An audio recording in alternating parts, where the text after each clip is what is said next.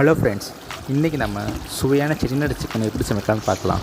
அதுக்கு முன்னாடி நம்ம சேனலை சப்ஸ்கிரைப் பண்ணிவிட்டு பக்கத்துக்கு பெல் ஐக்கனை கிளிக் பண்ணிக்கோங்க. நம்ம வீடியோஸும் உங்கள் ஃப்ரெண்ட்ஸுக்கெலாம் ஷேர் பண்ணுங்கள். வாங்க வீடியோக்குள்ளே போகலாம்.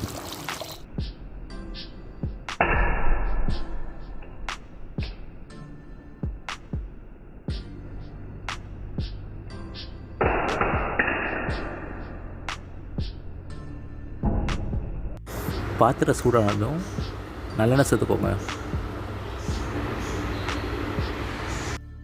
எண்ணெய் சூடானதும் அரை டேபிள் ஸ்பூன் சோம்பு சேர்த்துக்கோங்க. அரை டேபிள் ஸ்பூன் சீரகம் சேர்த்துக்கோங்க. அப்புறம் மிளகு சேர்த்துக்கோங்க. முழு கரம் மசாலா சேர்த்துக்கோங்க. 10லேருந்து ஒரு 15 அளவுக்கு மிளகா வத்தல் சேர்த்துக்கோங்க. முழு மல்லி சேர்த்துக்கோங்க. அப்புறம் கல்பாசி சேர்த்துக்கோங்க. கல்பாசி இல்லாட்டி செட்டிநாடு சிக்கன் செய்யாதீங்க, நல்லா இருக்காது. அப்புறம் கருவேப்பிலை சேர்த்துக்கோங்க. அரை முடி தேங்காவை நல்லா துருவி எடுத்து சேர்த்துக்கோங்க.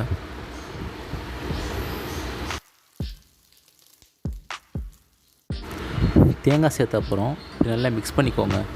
தேங்காய் நல்லா பொன்னிறமாக வரணும், அது வரைக்கும் இப்படி கிளறிட்டே இருங்க. தேங்காய் நல்லா இப்படி பொன்னிறமாக வந்த அப்புறம் எண்ணெயெல்லாம் திரிஞ்சு வரும்.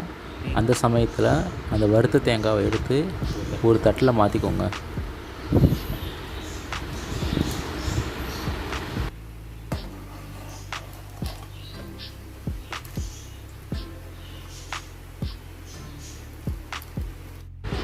சூடு ஆறினப்புறம் நம்ம வறுத்து வச்ச பொருளை எடுத்து ஒரு ஜாரில் மாற்றிக்கோங்க.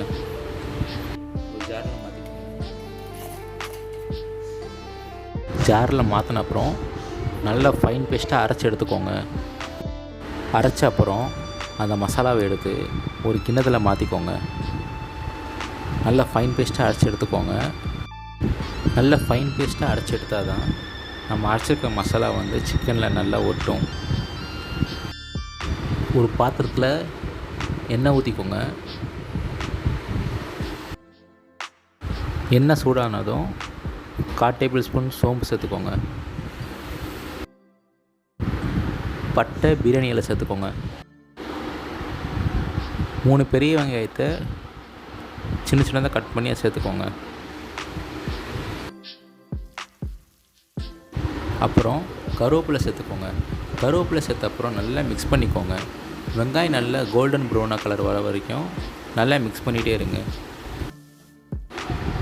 வெங்காயம் நல்லா பொன்னிறமாக வதங்கின அப்புறம் அரைச்சி வச்சுக்கிற இஞ்சி பூண்டு பேஸ்ட் சேர்த்துக்கோங்க. இஞ்சி பூண்டு பேஸ்ட் சேர்த்துட்டு நல்லா மிக்ஸ் பண்ணி நல்லா வதங்க விடுங்க. நல்லா வதங்கின அப்புறம் 4 தக்காளியை சின்ன சின்னதாக கட் பண்ணி அதை சேர்த்துக்கோங்க.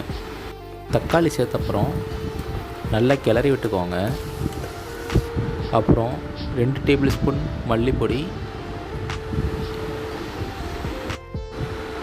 2 டேபிள் ஸ்பூன் மிளகாப்பொடி, 1 டேபிள் ஸ்பூன் மஞ்சப்பொடி, 1 டேபிள் ஸ்பூன் தூள் உப்பு சேர்த்துக்கோங்க. எல்லாம் சேர்த்த அப்புறம் நல்லா மிக்ஸ் பண்ணிக்கோங்க. நல்லா வதங்கின அப்புறம் நம்ம வாங்கி வச்சுருக்க சிக்கனை சேர்த்துக்கலாம். நான் ஒரு 1.5 கிலோ அளவுக்கு சிக்கனை சேர்க்குறேன்.